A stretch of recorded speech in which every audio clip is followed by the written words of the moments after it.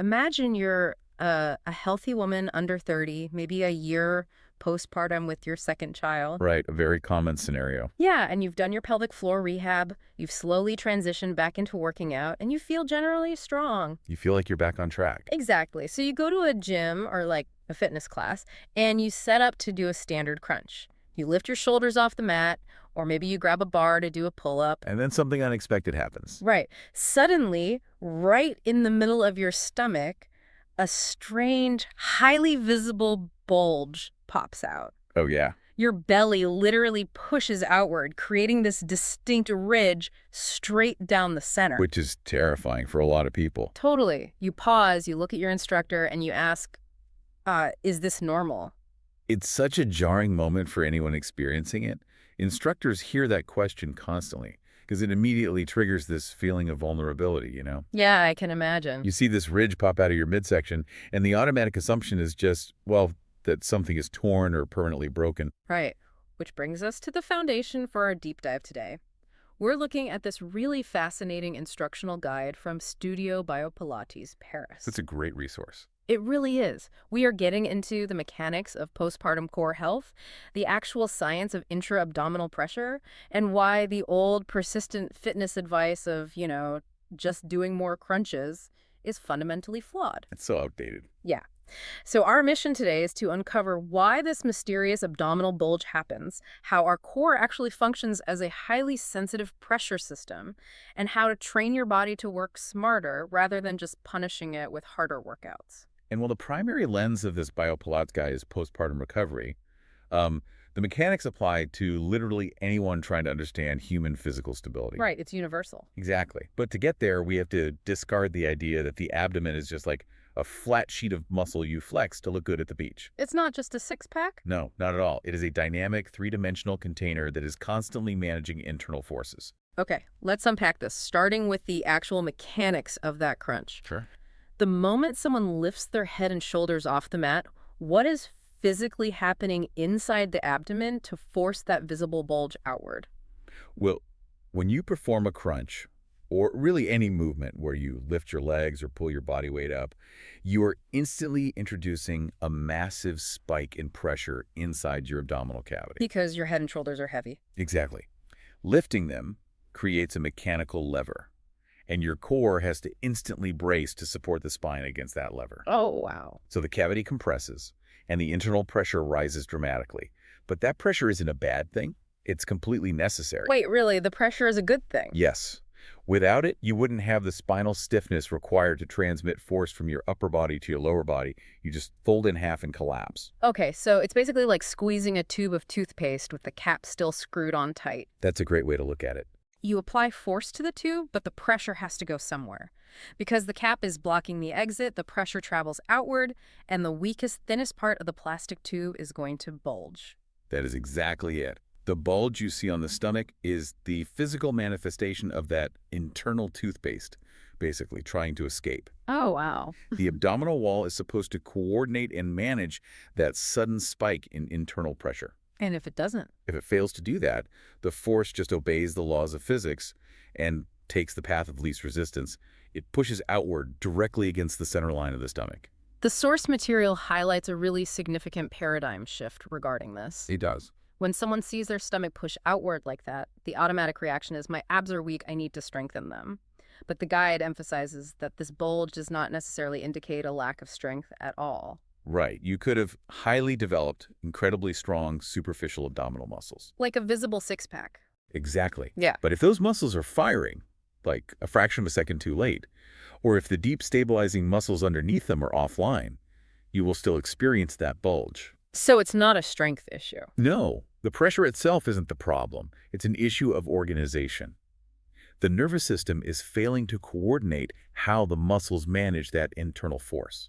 That brings us to why the pressure management system becomes compromised in the first place, specifically looking at the physical reality of pregnancy. Which is a huge physical event. Right. The body goes through an immense, sustained physical adaptation to make room for a growing baby. The tissues of the abdominal wall undergo a radical transformation. As the uterus expands, The rectus abdominis, those vertical muscles we typically call the six-pack, they actually They separate. literally pull apart. Yes, they move laterally apart from each other. Well, they have to create space, right? Otherwise, the baby couldn't grow. Exactly.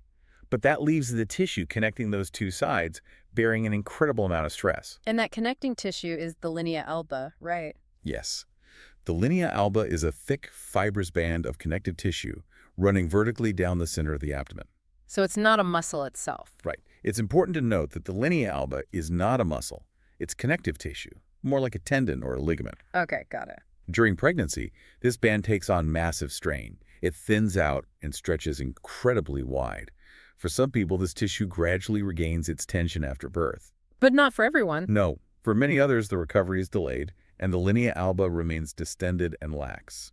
The medical term for that lingering separation is diastasis recti, or abdominal diastasis. Right. And the Pilates guide stresses that we cannot view this purely as an aesthetic concern, like just worrying about having a mommy tummy.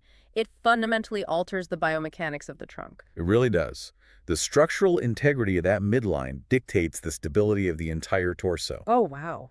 If the linea alba is compromised, it heavily impacts your posture, alters your breathing mechanics, and frequently leads to lower back pain. Because the container is weak. Exactly. Your body's ability to contain and manage that internal toothpaste tube pressure is severely diminished because the front of the container has lost its structural tension. Wait, if the abdominal wall is stretched, the connective tissue is lax, and the trunk is unstable, shouldn't doing 100 crunches be the exact right thing to fix it? Like, standard fitness culture trains us to isolate a weak area and just hammer it with repetitions until it builds back up. What's fascinating here is that relying on crunches is entirely outdated and actively counterproductive for this specific issue. Actively counterproductive. Yes, remember that the linea alba is connective tissue, not muscle. Yeah. You cannot flex it back into shape. Oh, right, because it's like a tendon. Exactly. If your pressure management system is uncoordinated, curling your shoulders off the mat just forces all that unmanaged internal pressure violently forward into the vulnerable, stretched-out linea alba. Oh, yikes. So you're making it worse. You're repeatedly stretching the thinnest part of the balloon. That makes total sense. So the focus has to shift away from the superficial six-pack muscles entirely. The guide points us toward a deeper, kind of forgotten muscle, the transversus abdominis. The transversus abdominis. So instead of vertical panels running up and down, this muscle runs horizontally, right? It wraps around the torso from the spine across the sides to the front of the ribs and pelvis. It acts like a natural corset or a broad, built-in weightlifting belt. I love that visual. Its primary job is to compress the abdomen, support the internal organs, and stabilize the spine and pelvis before you even move your limbs. So to prevent that visible bulge, the goal isn't building thicker superficial muscles. No. The goal is to wake up this deep corset so it can hold the organs and the pressure inward. Exactly. But the Pilates guide reveals that you can't just isolate the transversus abdominis on a machine. To engage it, you have to look at the mechanism that controls it. Which is the secret engine of it all. Right, and that foundational element in Pilates is breathing. Yes. The transversus abdominis never works in isolation.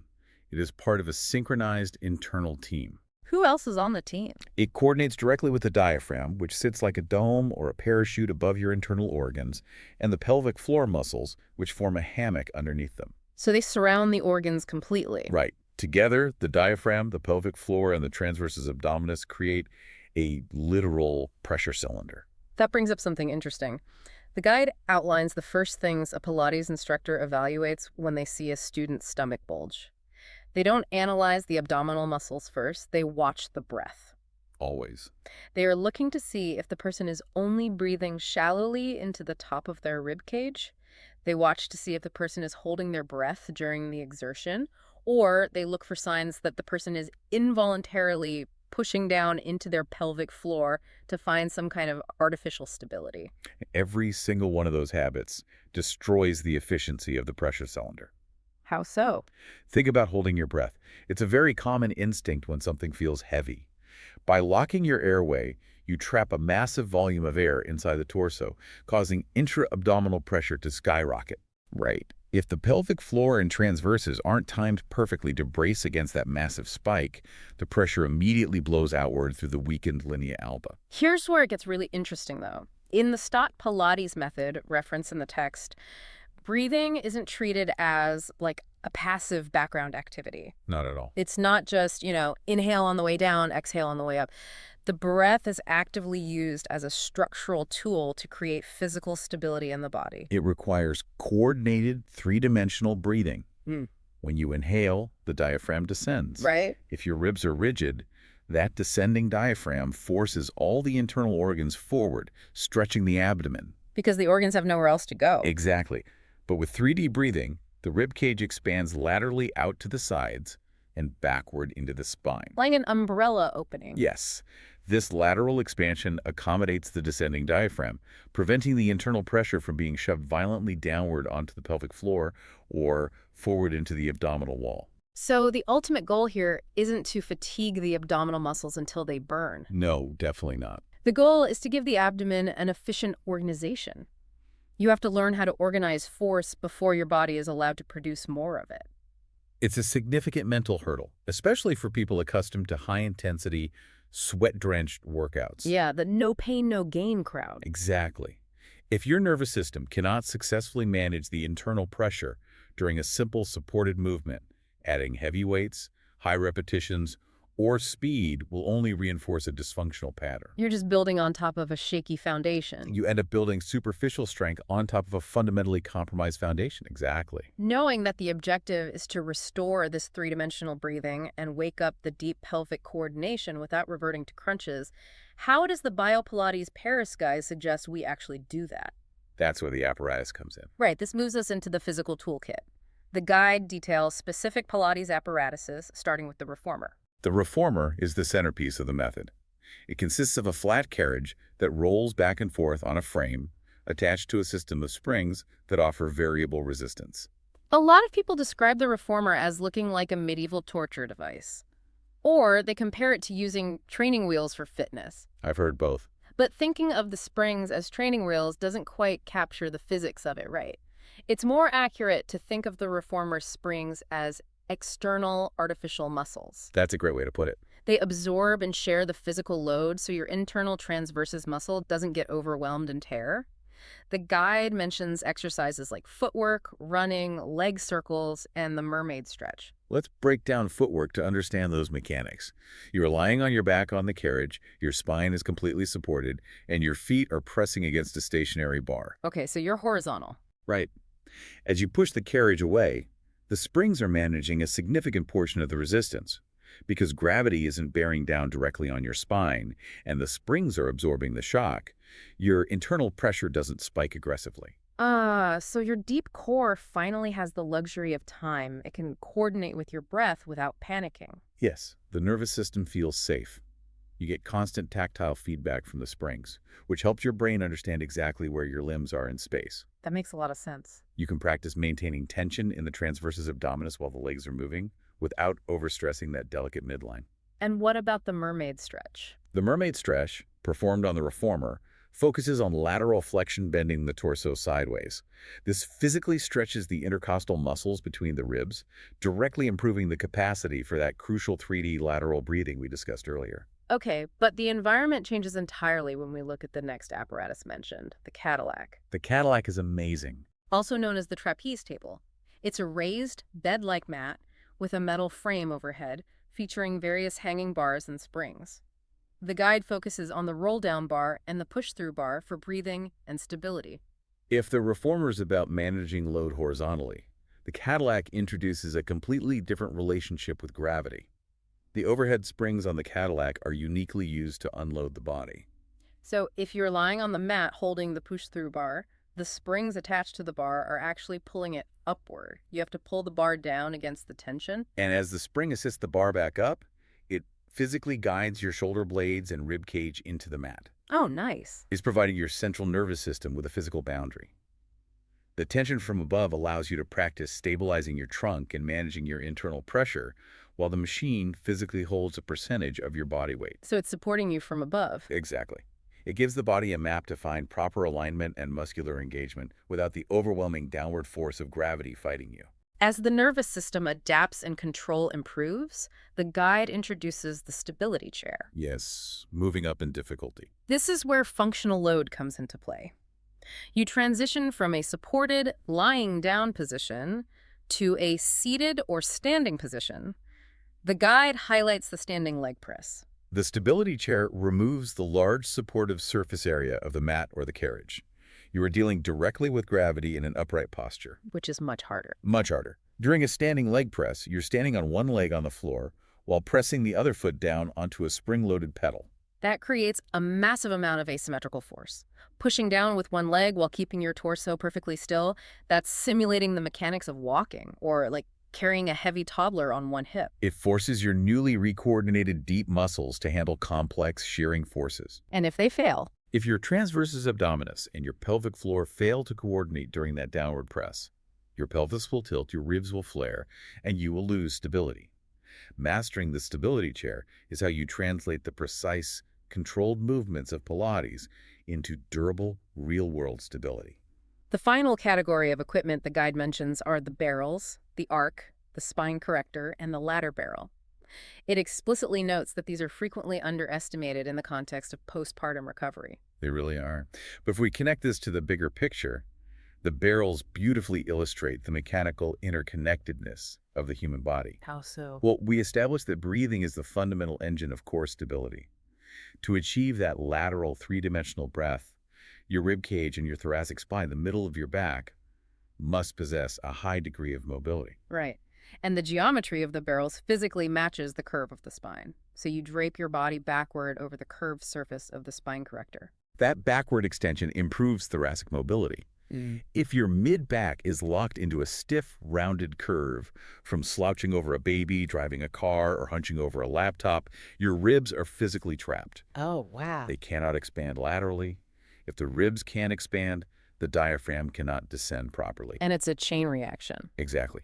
If the diaphragm is restricted, the entire internal pressure system is thrown out of balance, and the unmanaged force takes the path of least resistance, pushing straight out into the stomach bulge. So by passively stretching backward over a wooden barrel, you release the mid-back. Unlocking the back frees the ribs. Freeing the ribs allows the diaphragm to plunge fully. Yes. And a fully functioning diaphragm perfectly regulates the internal pressure, allowing the transversus abdominis to fire efficiently, completely eliminating the abdominal bulge when you exert force. It just proves why spot treating a symptom rarely works. The abdominal bulge is a symptom of a systemic pressure failure, and the solution requires a holistic mechanical intervention. Before we conclude, we must address an absolute golden rule explicitly stated in the Pilates guide. Very important. If you, the listener, ever experience this marked, visible bulging, or if you feel persistent trunk weakness, pain, or discomfort that worsens with physical exertion, the #1 rule is to consult a medical doctor. Absolutely. Pilates instructors are rigorously trained in movement biomechanics and rehabilitation strategies. They analyze compensations and expertly adapt exercises. But they aren't doctors. Right. However, they are not qualified to diagnose medical conditions. A visible abdominal bulge can sometimes be indicative of an umbilical hernia or other structural complications that require clinical intervention. So a medical professional must always be the first step to ensure recovery is safe. Without a doubt. The core message extracted from the Pilates Paris guide is a fundamental reframing of how we view physical exertion. If your abdomen bulges, your limbs shake, or your spine fails to stabilize under load, it is not a minor aesthetic detail to be ignored or stubbornly pushed through. Right, it's a signal. Your body is delivering a clear mechanical message. It doesn't mean you must stop moving entirely or live in fear of your anatomy. It means you must change your strategy. Exactly. You have to organize your physical forces before you attempt to produce them. You have to work smarter rather than just harder. It shifts the focus from punishing the body into submission toward actually listening to the subtle biomechanical cues it provides. It's about building a foundation of coordination that lasts. We've learned today that our core is actually a highly sensitive, dynamic pressure system driven by our breathing, which is fascinating. But if that's true, it leaves you with a really provocative thought. Oh, for sure. How many of our everyday habits, like sucking in our stomachs to look thinner or slouching silently over a laptop for 8 hours, are secretly sabotaging this natural hydraulic system without us even realizing it? It really forces you to rethink your posture long after you leave the gym. Keep breathing deeply, everyone. Thanks for joining us on this deep dive.